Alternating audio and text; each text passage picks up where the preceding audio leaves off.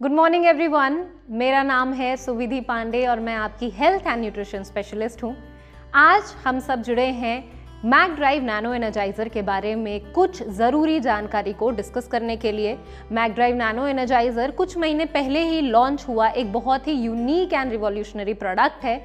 इससे रिलेटेड आपकी कई सारी क्वेरीज हमारे पास आती हैं, तो उन क्वेरीज को सॉल्व करने के लिए हम आज जुड़े हैं। हमारे साथ आज मिस्टर राजेश शेट्टी हैं जो कि इंडस्ट्री एक्सपर्ट हैं और इन्हें ऑटोमोबाइल्स का बहुत सारा ज्ञान है। चलिए आपकी क्वेरीज को डिस्कस करते हैं। Let's welcome mister Rajesh Shetty. Thank you very much for the introduction. Good morning Vestigians. आज हम मैक ड्राइव नैनो एनर्जाइज़र के बारे में इन डेप्थ जानकारी लेने के लिए आए हैं और चलो जानते हैं जो क्वेरीज आ रही है मैक ड्राइव नैनो एनर्जाइज़र के बारे में मार्केट से, उनका क्या आंसर है, उनका क्या टेक्निकल डिटेल्स है, उसको जानते हैं। इनको जानकर हम मार्केट में और कॉन्फिडेंट भी जा सकते हैं और इस प्रोडक्ट को अच्छी तरह से लोगों के सामने मार्केट में रिप्रेजेंट कर सकते हैं। तो मैक ड्राइव नैनो एनर्जाइज़र क्या है? मैक ड्राइव नैनो एनर्जाइज़र एक नैनो टेक्नोलॉजी प्रोडक्ट है। इसमें प्लैटिनम और जर्कोनियम का नैनो पाउडर है। 20 नैनोमीटर इतना छोटा नैनो पाउडर इसके अंदर है। नैनो मतलब बहुत छोटा। जैसे हमारा एक बाल है, बाल का एक छोटा सा आप एक सिंगल बाल को लोगे और उसको अगर 4,500 बार आप डिवाइड करोगे तो क्या पार्टिकल बचेगा, क्या साइज़ रहेगा उसका, वो है नैनो साइज़। वो इतना छोटा होता है कि किसी माइक्रोस्कोप से भी नहीं दिखता है। हमारे मैक ड्राइव नैनो एनर्जाइज़र में 20 नैनोमीटर का पार्टिकल है प्लैटिनम और जर्कोनियम का।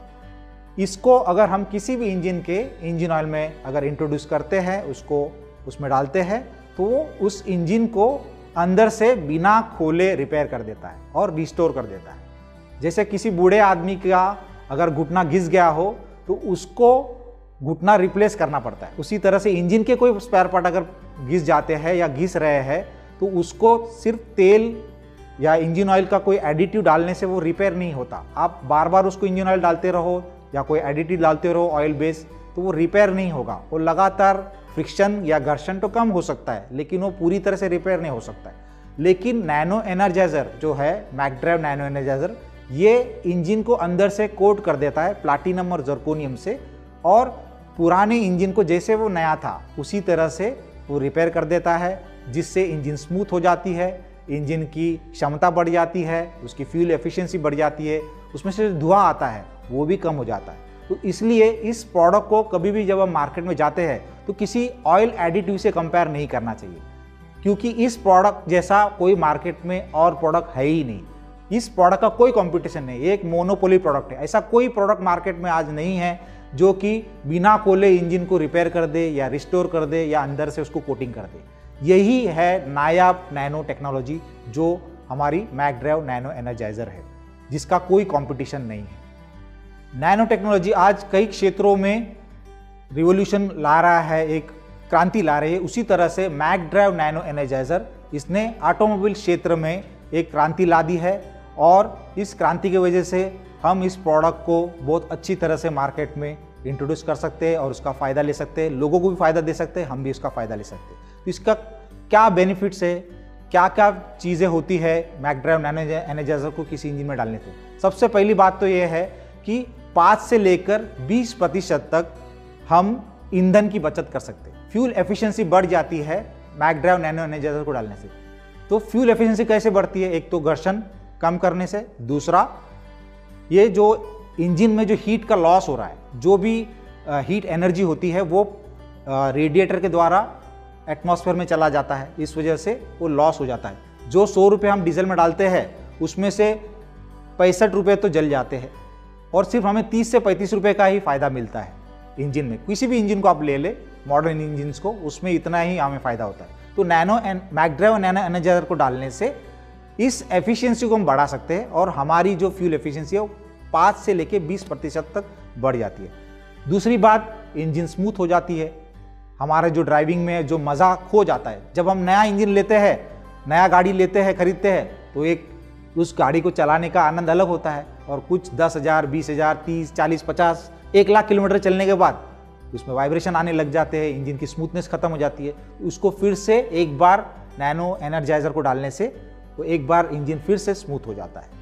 इसकी पावर बढ़ जाती है। तीसरी बात, 10 से लेके 30% तक इंजन का पावर बढ़ जाता है, हॉर्स पावर उसका बढ़ जाता है। इवन अगर इंजन 100 हॉर्स पावर के लिए अगर मैन्युफैक्चरर ने डिज़ाइन किया है, फिर भी मैकड्राइव नैनो एनर्जाइजर को डालने से उस 100 हॉर्स पावर को बढ़ाकर हम 110 कर सकते हैं। ये इसका नैनो टेक्नोलॉजी का कमाल है, ये होता है इससे। चौथी बात, इससे एमिशन कम हो जाता है। जो धुआं निकलता है, जो हमारे पूरे प्लैनेट को, हमारे देश को, हमारे शहर को जो पोल्यूशन फैला रही है, जो गाड़ियाँ, पेट्रोल और डीजल की गाड़ियाँ, इसको हम कम करने में मदद कर सकते हैं मैकड्राइव नैनो एनर्जाइजर को यूज़ करके।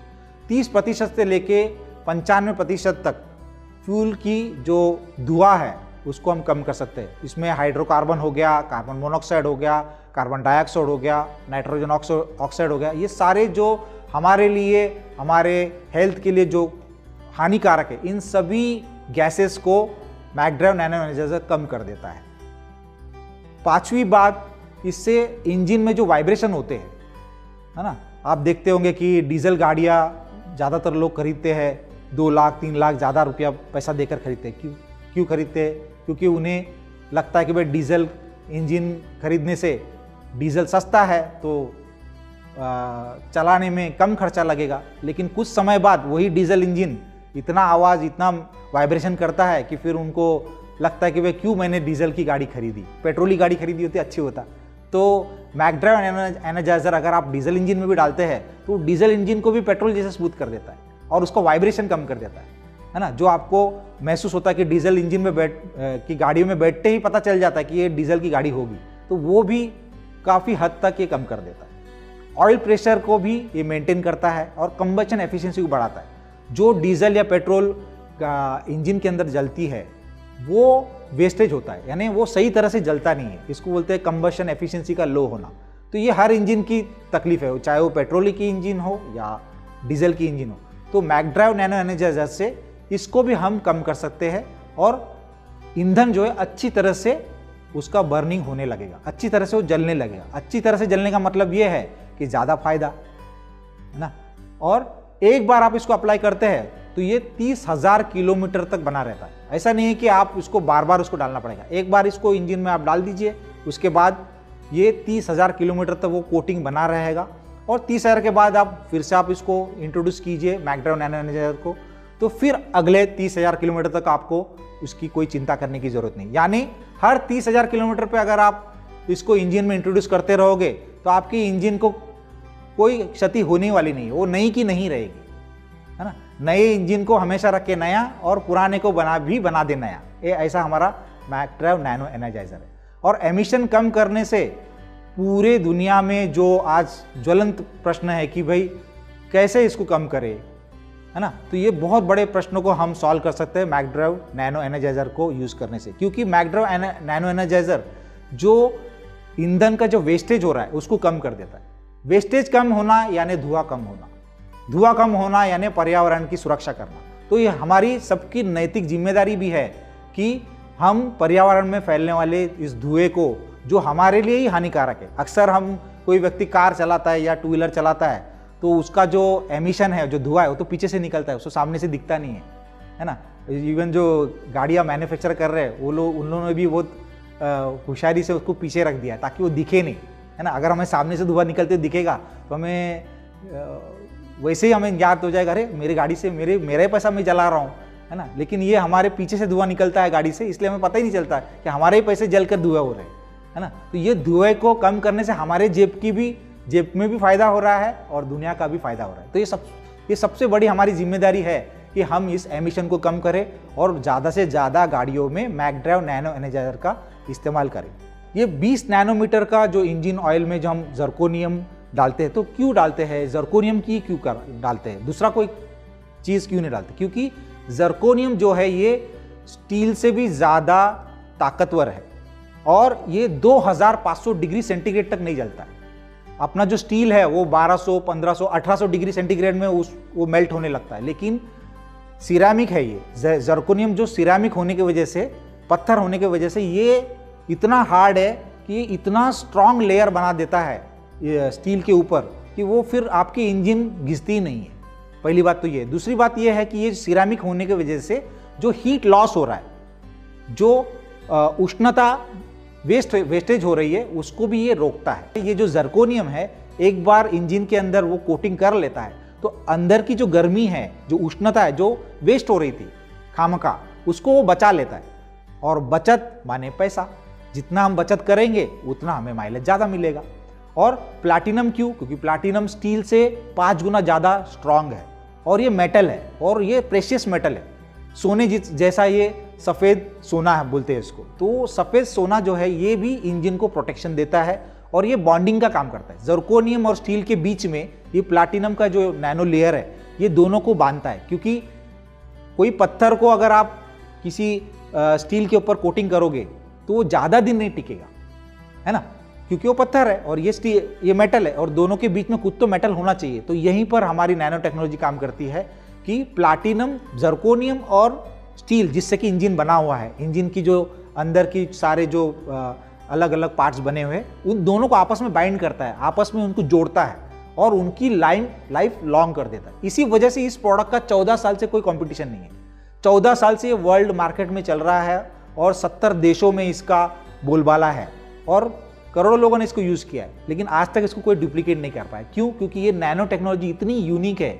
जर्कोनियम और प्लैटिनम का जो कॉम्बिनेशन है 20 नैनोमीटर का पार्टिकल साइज, ये आज तक कोई नहीं बना पाया इसको। तेल तो बहुत मिलेंगे, दुनिया भर के तेल मिलेंगे, लेकिन ऐसा कॉम्बिनेशन, ऐसा प्रोडक्ट कहीं भी नहीं मिलेगा। और ये कितना मोटा परत पैदा करता है? 0.6 माइक्रोन, इतना मोटा परत, जो कि इंजन को बचाने के लिए काफ़ी है और जो भी बेनिफिट्स मैंने आपको बताया ये देने के लिए काफ़ी है ना। तो ये सारे बेनिफिट्स देने के लिए 0.6 माइक्रोन जितना लेयर काफ़ी है। और इससे ज़्यादा भी अगर कोटिंग करते हैं तो भी वो इंजन को नुकसान कर सकता है, क्योंकि इंजन के अंदर कुछ गैप्स होने ज़रूरी है। वो गैप्स इंजन मैन्युफैक्चरर ऑलरेडी उसमें डाल देता है, तो उस गैप को भी ये कम नहीं करता। 0.6 माइक्रोन बहुत ही कम है, बहुत ही छोटा गैप है जिसको ये फिल करता है। इनफैक्ट जितना जहाँ घिसाई हुआ वहीं पर जाके ये चिपक जाता है, यानी अननेसेसरी कोटिंग नहीं करता। जहाँ पे गैप है, गैप आ गया है, वहाँ पर ऑलरेडी कुछ चार्ज आ जाते हैं। जैसे समझ लिया आपने कंबल, फिर से हम कंबल का एग्जांपल लेते हैं। कंबल को ठंडी में आप आपस में घिसते हैं तो आपको कुछ इलेक्ट्रिक चार्ज होता है ना, static electricity, chit chit chit chit ऐसा होता है। तो उसी तरह से जब दो मेटल सर्फेसेस भी आपस में घिसते हैं तो वहाँ पर कुछ चार्ज आ जाता है। और हमारी जो मैगड्राइव नैनो एनर्जाइजर है उसके अंदर भी कुछ चार्ज पार्टिकल है, तो वो इंटेलिजेंट है, उसमें दिमाग है, वो ऑपोजिट चार्ज एक दूसरे को अट्रैक्ट कर लेता है। तो जहाँ भी घिसाई हो गई वहीं पर जाके वो चिपकेगा। जहाँ घिसाई नहीं हुआ वहाँ कुछ नहीं होने वाला, वहाँ वो कोटिंग नहीं करने वाला। इसलिए इसको नए इंजन में भी नहीं डालते। जो इंजन कम से कम 3-4 हज़ार 5,000 किलोमीटर चल चुका है उसमें हम इसको इस्तेमाल करते हैं। इसके वजह से इंजन की एफिशिएंसी 16% बढ़ जाती है। यानी जो भी गैप्स अगर मिट गए तो जो लॉसेस हो रहे थे, वहाँ से जो लीकेज हो रहा था इंजन ऑयल का और जो गैसेस का जो लीकेज हो रहा था वो खत्म हो जाता है। एक बार वो खत्म हो गया तो इंजन की एफिशिएंसी 16% बढ़ जाती है। तो इसको कैसे यूज़ करना है, कैसे इसको इस्तेमाल करना है? इसको पहले तो इंजन ऑयल के अंदर डालना है और इंजन ऑयल को की कैप को बंद कर देना है, बस इतना ही आपको करना है। और क्या ये इंजन ऑयल में नीचे जमा हो जाएगा? नहीं। एक बार आप उसको इंजन ऑयल में डाल दोगे तो ये ऑटोमेटिकली सभी जगह जहाँ घिसाई होगा वहाँ चला जाएगा, फिर वो इंजन ऑयल में रहेगा ही नहीं। तो बॉटम में जमा होने का तो कोई सवाल ही नहीं है। तो ये कभी जमा नहीं होगा। अगर 2 व्हीलर है तो 400 किलोमीटर में वो डिपॉजिट हो जाएगा, कोटिंग हो जाएगा, यानी वो इंजन ऑयल में वो रहेगा ही नहीं, क्योंकि ऑयल है ही नहीं वो। अगर कार है तो 1000 से 1200 किलोमीटर में वो पूरी तरह से कोटिंग हो जाएगा, है ना। जैसे आपके पास समझो एक सिल्वर की अंगूठी, चांदी की अंगूठी है, उसमें ये तो सोने की है, लेकिन अगर सपोज करें कि आपके पास चांदी की अंगूठी है, उसको आप गोल्ड प्लेटिंग करते हो तो कैसे होता है? उसी तरह से अंदर से पूरी प्लेटिंग हो जाती है। तो इंजन ऑयल में वो कभी रहेगा ही नहीं 1000-1200 किलोमीटर के बाद। अगर ट्रक है तो 3000 किलोमीटर पे पूरी कोटिंग कंप्लीट होके वो फिर इंजन ऑयल में रहेगा ही नहीं। तो कभी भी इंजन ऑयल में नीचे जमा नहीं होता। हाँ, लेकिन जब हम इसको पहली बार इंजन ऑयल में डालते हैं तो उससे पहले उस हमारे जो पैकेट है मैगड्राइव एनर्जाइजर का, उसको अच्छी तरह से शेक कर ले, अच्छी तरह से हिला ले और उसको पूरी तरह से ऐसा देखे कि हाथ से लगा कर कि कहीं उसमें कुछ कड़कपन तो नहीं है, स्टिफनेस तो नहीं है, क्योंकि ये जो प्लैटिनम और जर्कोनियम है वो अगर हमारे स्टॉक में पड़ा होगा तो एक जगह पर जमा हो जाता है। तो उसको आप पहली बार आप हिलाकर अच्छे से मिक्स करके आप एक किसी लकड़ी के या कोई लोहे के सरिये से भी उसको अच्छे से हिला सकते हैं और इंजन ऑयल में आपको डालना है। एक बार आपने इंजन ऑयल में डाल दिया तो इंजन तो इतने फास्ट घूमता है, उसका रिवोल्यूशन 1000 आरपीएम 1200 आरपीएम में जब जाता है तो वो इतनी अच्छी तरह से वो घुल मिल जाता है इंजन ऑयल के साथ और फिर वो ट्रांसपोर्ट हो जाता है, जहाँ जहाँ भी उसको जाना है वहाँ चला जाता है। अच्छा, अब ये रियली में काम करता है या नहीं करता है, कोई आपको चैलेंज भी कर सकता है कि ये सही में काम करता है क्या। तो इसका प्रूफ क्या है? इसका प्रूफ सिंपल है कि इस प्रोडक्ट को डालने से पहले आप अपनी गाड़ी का पीयूसी कर लें। आप कहीं भी नुक्कड़ के पास चले जाओगे, किसी पेट्रोल पंप में चले जाओगे, पास में चले जाओगे तो वहाँ पे पीयूसी की वैन खड़ी रहती है, वो 50 रुपया 100 रुपये लेकर आपका पीयूसी कर देंगे। पीयूसी यानी पोल्यूशन अंडर कंट्रोल का एक सर्टिफिकेट वो देते हैं। उसमें वो लोग अलग अलग जो इंजन के पैरामीटर्स होते हैं जैसे कि carbon dioxide, nitrogen oxide, hydrocarbons, है ना, कार्बन मोनोऑक्साइड, ये सारी चीज़ें वो कंप्यूटर मेजर करता है कि इसमें कितने धुआं ये दे रहा है। ठीक है, एक बार उसको आपने मेजर कर लिया, आपके हाथ में सर्टिफिकेट आ गया, उसके बाद इस प्रोडक्ट को अपने मैगड्राइव नैनो एनर्जाइजर को इंजन ऑयल में डालिए। फिर अगर कार है तो 1200 किलोमीटर उसको चलाइए।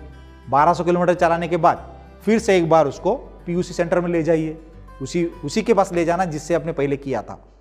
ठीक है, अब फिर से उसको मेजर करिए, तब आपको 2 सर्टिफिकेट मिलेंगे, एक पहले वाला एक बाद में वाला।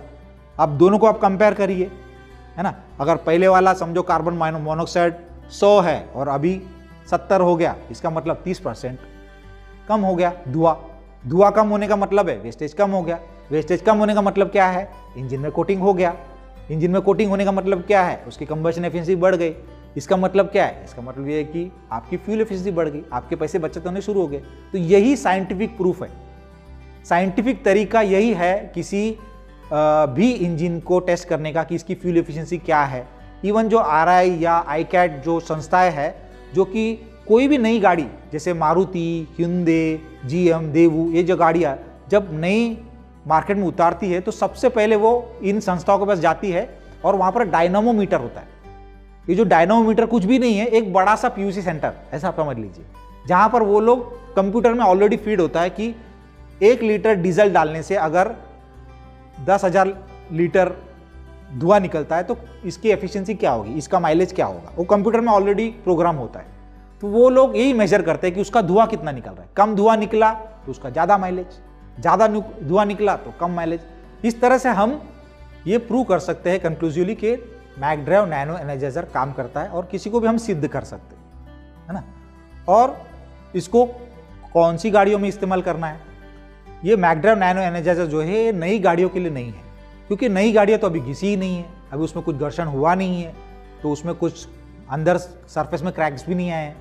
तो इसको एक बार 3 से 5,000 किलोमीटर कोई भी गाड़ी चल जाए तो उसके बाद अगर आप डालते हो तो उससे मैक्सिमम आपको फायदा मिलेगा, ताकि जहाँ जहाँ भी स्क्रैचेस आ गए हैं वहाँ पर ये जाकर एक लेयर बना देगा और इंजन की एफिशिएंसी को बढ़ा देगा। और इसको एज ए प्रिवेंशन लेना है।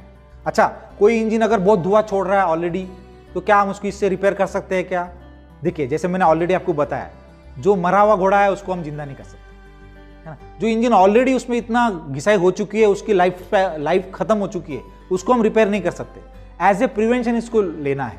हाँ, थोड़ा बहुत 20, 25, 50,000 किलोमीटर चल चुका है, 70,000 चल चुका है और थोड़ा थोड़ा धुआं छोड़ना शुरू किया है या ऑयल खाना शुरू किया है, तो फिर इसको इस्तेमाल कर सकते हैं और इससे आपको बहुत अच्छे परिणाम मिल सकते हैं। लेकिन हम जाकर अगर किसी को चैलेंज करेंगे कि आपका इंजन अभी खुलने वाला है, उसमें बोर करना है, मैकेनिक ने बता दिया, नहीं जी आप मैगड्राइव नैनो एनर्जाइजर डालिए, नहीं होगा, है ना। तो ये चीज़ हमें नहीं करना है, तो इसका हमें ख्याल रखना है। और ये कितना चलेगा? एक कोटिंग ऐसा पाया गया है कि 30 से लेकर 40,000 किलोमीटर तक ये बना रहता है ना। तो वैसे तो कुछ टेस्ट में ये पाया गया कि और भी ज़्यादा चलता है, लेकिन हमें उतना ही बताना, थोड़ा कम ही बताना चाहिए, जिससे कि भाई हमारा परफॉर्मेंस हमारे बताने से भी ज़्यादा लोगों को मिले, तो लोगों को ज़्यादा सेटिस्फेक्शन मिलेगा इससे। इसके जो सर्टिफिकेशन के बारे में कुछ क्वेरीज आ रही है आपको मार्केट से कि ये पुरानी सर्टिफिकेट्स है काफ़ी सारे, वैसे तो कुछ नए सर्टिफिकेट्स भी है। तो मैं आपको ये एश्योरेंस देना चाहूँगा कि जो चीज़ इंजन की जो सर्टिफिकेट्स जो पुरानी है, इसका मतलब ये है कि इस प्रोडक्ट की इतनी बड़ी ट्रैक रिकॉर्ड है, इतना लंबा ट्रैक रिकॉर्ड है ना।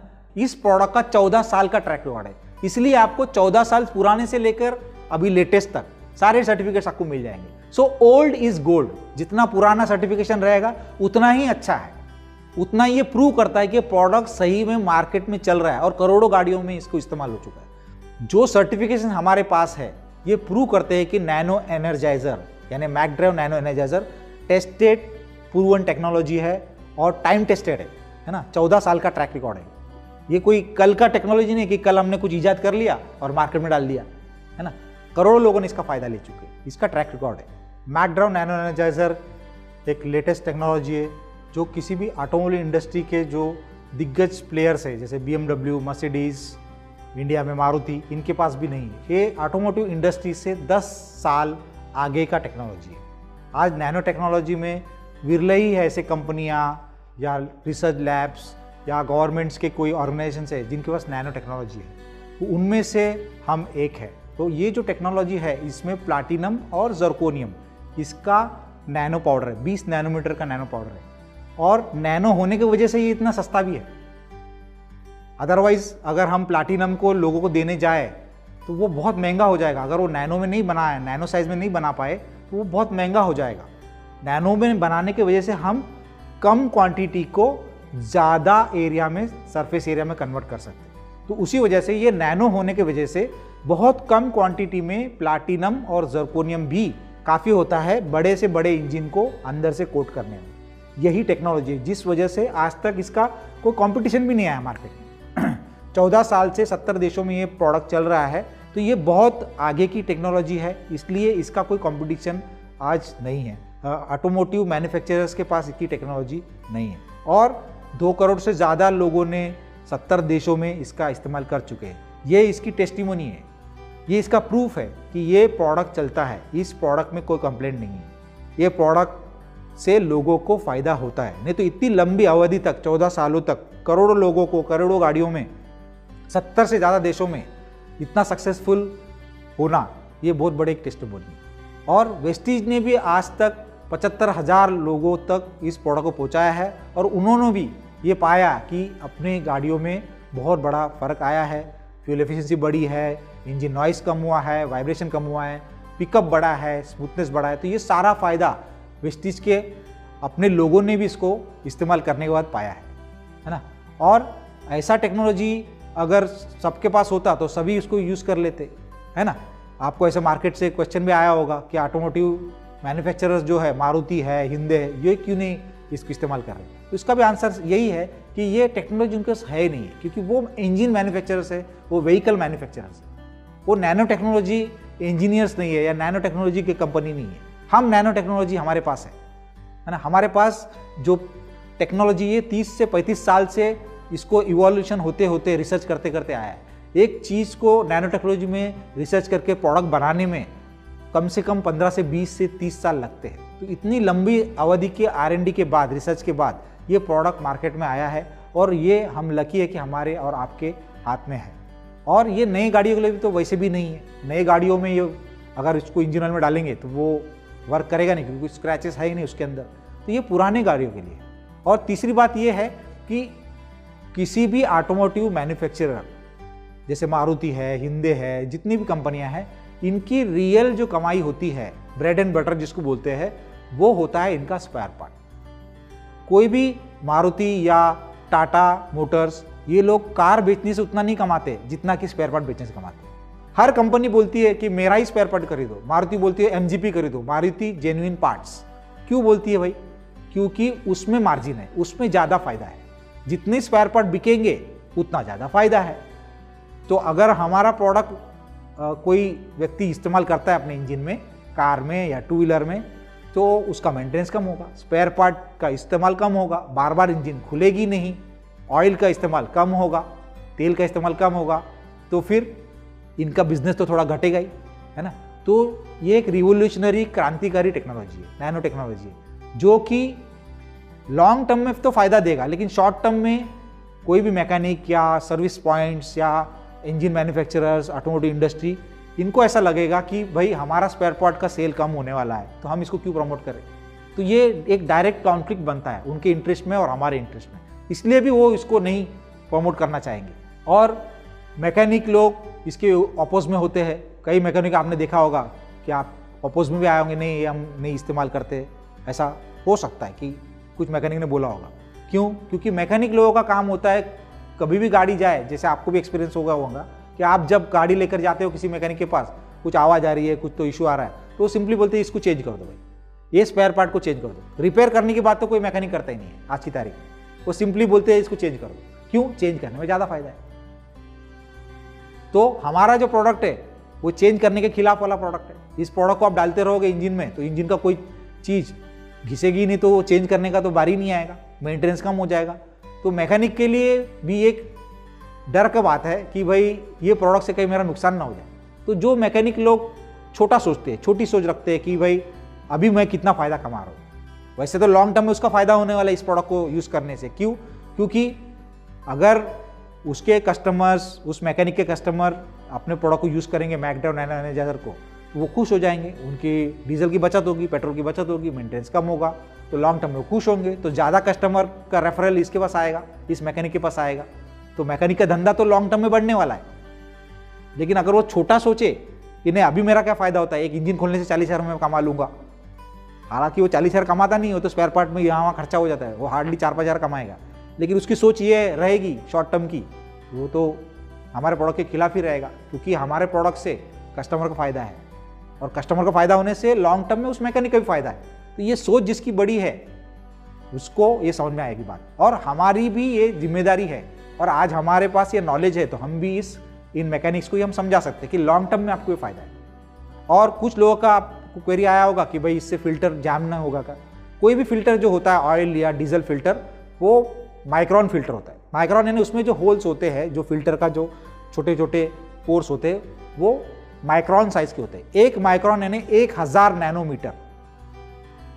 जैसे 1 किलोमीटर में 1000 मीटर होते हैं, उसी तरह से 1 माइक्रोन में 1000 नैनोमीटर होते हैं। और हमारा जो प्रोडक्ट है मैकड्राइव नैनो एनर्जाइजर, इसमें सिर्फ और सिर्फ 20 नैनोमीटर के ही पार्टिकल्स हैं, जो प्लैटिनम और जर्कोनियम है। यानी किसी भी माइक्रोन फिल्टर के होल से 50 गुना छोटा है ना, वो तो अटकने का तो कोई सवाल ही नहीं। जो 50 गुना छोटा है वो अटकेगा कैसे? अगर हमारा प्रोडक्ट अटक जाएगा तो सब कुछ अटक जाएगा, वो गाड़ी चलेगी नहीं, वो ऑयल भी नहीं जाएगा, उसमें से कोई चीज़ नहीं जाएगी, क्योंकि ऑलरेडी उसमें बड़े बड़े पार्टिकल है। क्योंकि इंजन जब घिसता है तो उसमें माइक्रोन साइज़ के जो कण हैं वो इंजन ऑयल में डिपॉजिट होते हैं, जिसको आपने देखा भी होगा। कभी आप पुरानी इंजन ऑयल जब निकालते हैं मैकेनिक, तो उसमें नीचे जमा हो जाता है, स्लज बोलते हैं उसको। तो वो जो स्लज जमा होता है वो कुछ नहीं हो, जो घिसे हुए पार्ट है वही है, जिसको फिल्टर में वो फिल्टर हो जाता है। लेकिन हमारा तो इतना महीन है चीज़ कि वो उसमें अटकने का कोई सवाल ही नहीं है। तो किसी भी फिल्टर को कभी भी डैमेज नहीं करेगा, कभी ब्लॉक नहीं करेगा। अच्छा, किसी ऐसे इंजन को जिसको कि आपके मैकेनिक ने बोल दिया कि भाई इसको खोलना पड़ता है, अब इसका कोई इलाज नहीं है, इतना धुआं मार रहा है, इतना ये ऑयल फेंक रहा है बाहर कि इसको खोलना पड़ रहा है, तो क्या हमारा प्रोडक्ट इसको रिपेयर करेगा? नहीं। अब इंजन का लाइफ खत्म हो गया है, उस इंजन को लाकर अगर हम बोलेंगे कि भाई इसको आप रिपेयर कर दो, ये नहीं हो सकता है ना। तो ये प्रिवेंशन के लिए प्रोडक्ट है, तो ये प्रोडक्ट को उसी तरह से प्रमोट करें, उसी तरह से उसको इस्तेमाल करें। और इसके एप्लीकेशन कहाँ कहाँ है, क्या क्या इसका इस्तेमाल कर सकते हैं, कहाँ कहाँ कर सकते हैं? तो 2 wheeler, 4 wheeler, trucks, buses, mining equipment, industries, compressor, generator, जहाँ जहाँ भी इंजन ऑयल या कोई लुब्रिकेंट तेल इसका इस्तेमाल होता है, यानी जहाँ 2 पार्ट, जो लोहे के पार्ट, मशीन पार्ट आपस में घिसते हैं, वहाँ पर तेल का तो इस्तेमाल होता ही है। वहाँ पर आप हमारे प्रोडक्ट को मैकड्राइव नैनो एनर्जाइजर को यूज़ कर सकते हैं। क्यों? क्योंकि मैकड्राइव नैनो एनर्जाइजर उस तेल के साथ जहाँ घिसाई हो रही है वहाँ जाकर एक कठिन से कठिन पावरफुल एक परत चढ़ा देगा और उस मशीन पार्ट को रिपेयर एंड रिस्टोर करेगा और लंबे समय तक उसको चलाएगा। और मेनली जो माइनिंग इक्विपमेंट्स होते हैं उनके लिए तो बहुत बड़ा ये वरदान है। क्यों? एक तो डीजल तो बचेगा ही, वो तो फ़ायदा है ही, लेकिन सबसे बड़ा फ़ायदा क्या है कि उनके जो इक्विपमेंट्स होते हैं, इवन जो इंडस्ट्रीज़ है उसमें भी उनके इक्विपमेंट्स बहुत महंगे होते हैं, करोड़ों के इक्विपमेंट्स होते हैं, मशीनरीज होते हैं। और अगर समझो 1 घंटा भी कोई 100 करोड़ की मशीन या 50 करोड़ की मशीन रुक गई तो उनका जो प्रोडक्शन का लॉस है वो इतना बड़ा लॉस है कि वो सह नहीं सकते उसको, तो इसको डाउन टाइम बोलते हैं। तो तो हमारा प्रोडक्ट ये डाउन टाइम भी मिनिमाइज करता है। अगर हम इस प्रोडक्ट को रेगुलरली इस्तेमाल करेंगे इन कॉस्टली बड़े मशीनरीज में, इंजिन्स में, कंप्रेसर में, जनरेटर में, गियर बॉक्सेस होते हैं यहाँ पर, तो उसका डाउन टाइम खुलेगा नहीं। अगर वो इंजन खुलेगा नहीं, वो मशीन पार्ट खुलेगा नहीं, तो सतत चलेगा तो प्रोडक्शन बढ़ेगा।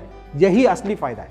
जितना प्रोडक्शन हम बढ़ा सकते हैं उतना वो कंपनी या वो जिसको इस्तेमाल कर रहा है उस मशीन को, उसका वो फायदा है।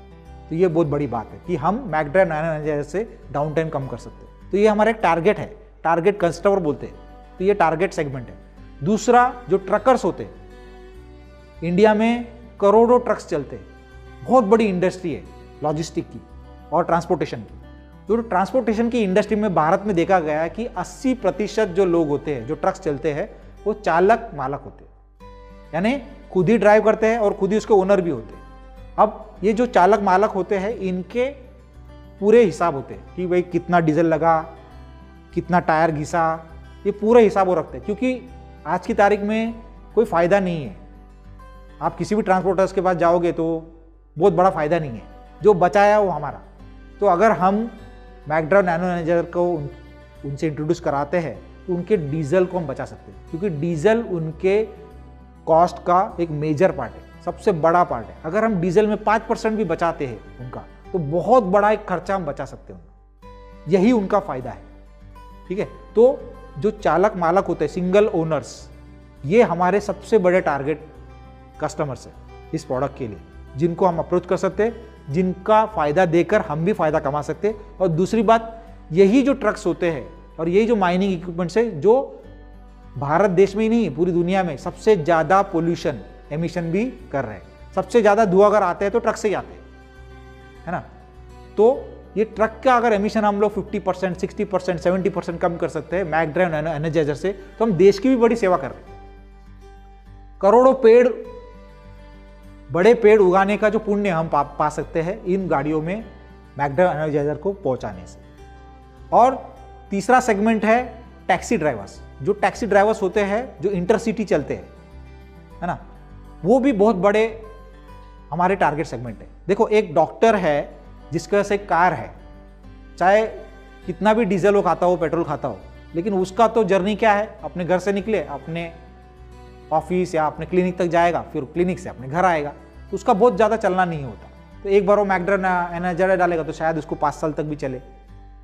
30,000 40,000 किलोमीटर चलने में बहुत समय लग सकता है। लेकिन ये जो टैक्सी वाले लोग हैं, जो ट्रैवल टैक्सी से, इनकी जो रोज की जो किलोमीटरेज है वो बहुत ज़्यादा है, 300, 400, 500 किलोमीटर, कभी 1000 किलोमीटर, इतना ज़्यादा वो लोग चलते हैं। तो 30,000 40,000 किलोमीटर चलना इनके लिए बस 2, 3, 4 महीने की बात है। तो हर 3-4 महीने में उनको वो प्रोडक्ट लगने वाला है ना। हमारा प्रोडक्ट कंज्यूमेबल है उनके लिए, है ना। डेली जिसके पास 10 गाड़ियाँ हैं उसके लिए तो हर रोज ही लगेगा, क्योंकि कोई ना कोई गाड़ी तो कभी ना कभी 30,000 चल जाएगी, फिर दूसरी चल जाएगी, फिर तीसरी चल जाएगी, तो उसको कंटिन्यूस प्रोसेस में ही लगने वाला है। फ्लीट ओनर से उनको भी लगने वाला है। तो ये प्रोडक्ट के लिए ये परफेक्ट टारगेट सेगमेंट से कौन, एक है माइनिंग सेगमेंट, दूसरा है ट्रक्स, उसमें भी सिंगल ओनर्स, और तीसरा है टैक्सीज, जो ट्रैवल टैक्सीज होते हैं। उसके बाद इंडस्ट्रियल है। इंडस्ट्रियल में भी मैंने जैसे बोला कि डाउन टाइम कम करता है। तो ये मेजर हमारे सेगमेंट्स हैं जिनको हम लोग ने टारगेट करना चाहिए, जिनकी वजह से हम बहुत सारा देश का भी पैसा बचा सकते हैं, क्योंकि तेल तो इंपोर्ट होता है, डीजल पेट्रोल, जिसमें बहुत सारा फॉरेन एक्सचेंज इंडिया का जाता है, तो वो भी हम बचा सकते हैं। और उसको जला के जो हम धुआं पैदा करते हैं उसको भी बचा सकते हैं, और अपने भी फेफड़ों को, अपने सेहत को भी अच्छा कर सकते हैं। तो इसको कितना इस्तेमाल करना चाहिए, इसका थंब रूल ये है कि हर 10 लीटर इंजन ऑयल या लुब्रिकेंट पे एक पाउच आपको इस्तेमाल करना है, 30 ml का। ये थंब रूल है। जैसे कोई 2 व्हीलर है, उसमें तो एक ही पाउच लगेगा। इंडिया में चलने, भारत में चलने वाले सारे 2 व्हीलर्स में एक पैकेट काफ़ी है। भारत में चलने वाले सारे कार SUVs में एक पैकेट काफ़ी है, कार वाला, 4 व्हीलर वाला। और जो ट्रक्स है उसमें आप ये कन्फ्यूजन में मत जाइए कि ये कितना सीसी का इंजन है, या जनरेटर ये कितना सीसी का इंजन है। सीसी, इंजन की सीसी से और हमारे प्रोडक्ट के इस्तेमाल से कोई संबंध नहीं है। हमारे प्रोडक्ट के लिए सिंपल सी बात है, अगर उसमें 10 लीटर इंजन ऑयल है तो 1, 20 है तो 2, 30 है तो 3, एंड सो ऑन। जितने इंजन ऑयल है उतना आपको इस्तेमाल करना है, मल्टीप्लाई करते जाना है। जैसे वोल्वो की बसेस इंडिया में चलती है तो उसमें 40 लीटर इंजन ऑयल होता है, तो सिंपल है, 4 पाउच इस्तेमाल करना है।